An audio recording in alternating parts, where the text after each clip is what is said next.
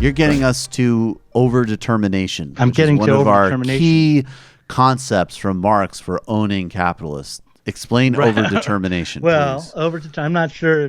I feel like that might be false billing, but Jesus Christ, work overdetermination with me in the comes from fucking marketing, for God's sake.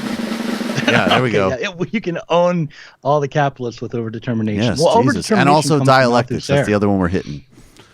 And actually, it's really mostly a concept for Marxists and people on the left to try to figure out how to go about in a struggle for socialism, more than it is a way to refute some libertarian nut job. So the idea with overdetermination is that you have to basically understand that a materialist analysis of politics can't stop at the level of a material analysis, that superstructural or ideological factors can take the driver's seat at times. Like, for instance, with the invasion of Iraq, you had said earlier today, before we got on the line here, that it could just be that we were kind of swept up in a war hysteria, and that there was a general feeling that we needed to prove ourselves on the world stage after the humiliation of 9/11. And one of the things that's most revealing, just as a brief button to this, Tony Blair is reported to have said, if it was just about oil, we could have made oil deals with Saddam, which is fascinating and revealing in a number of ways. This is revealing because that statement actually totally undermines the assertion that Saddam was a security threat in this unique, terrifying way. Because if you could just make an oil deal with him, then you could just presumably negotiate any number of things with him. And obviously, nobody in the top apparatus of the Bush or Blair teams were, seriously concerned about human abuses, right? We know that even just from other regimes that they supported at the time, like in Kazakhstan, that were literally boiling people alive.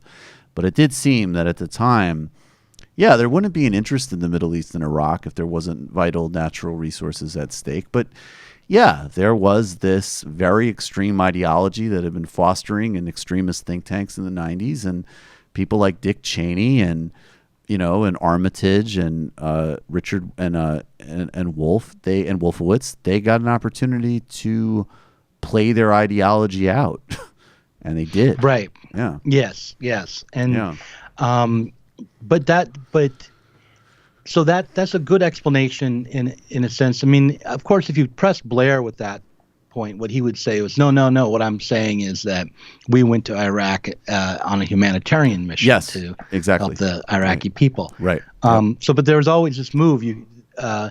If one thing falls down, then you can move back to one of the other explanations that have already been discredited. So, no, it wasn't. It was about terrorism and, getting rid of those weapons of mass destruction that didn't exist. Oh, wait, they didn't exist? Well, then, we had interests in the region, or oil interests. But no one can quite land on the proper explanation, and I think the reason why is because we are looking always in only one realm at a time. Like, if we try to ask why did we invade Iraq, we look at the kinds of political players that were there and the politics behind that decision, or we look behind the economics and the oil interests and things like that, the corporate interests in the region, or we look at ideological reasons. But these things all come together to create these moments, and I think that we also probably somebody smarter than I needs to look back and take a really close look at the larger economic factors. What was going on around that time that might have, or maybe years earlier, that had set up conditions for this kind of reaction to take hold in the United States. How had economic insecurity, for instance, in 2001, played a role in the decisions to have this war on terror that lasted forever and justified any invasion we wanted?